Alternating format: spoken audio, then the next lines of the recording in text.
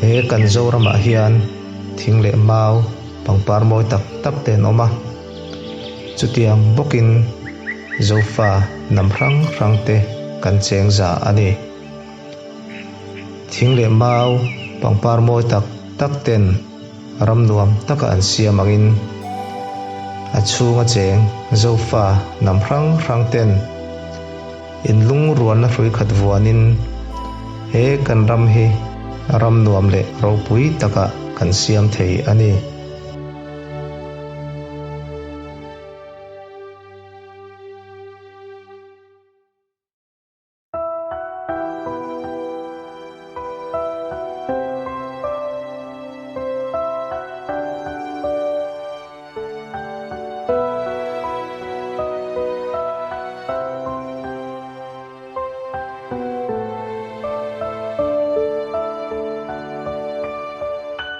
dầu tang ram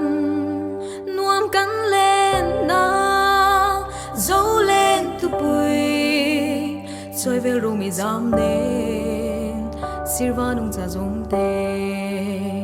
chem dam thi phim nên par tin thang ten moi ten an bơ me dầu tang ram nuam kan lên na dấu lên từ bụi rồi về rung giam nên sirva nung cha zong te chem dam thi phim nên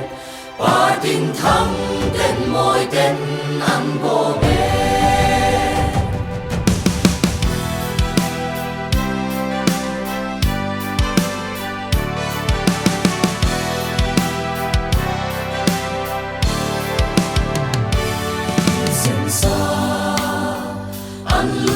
shu ti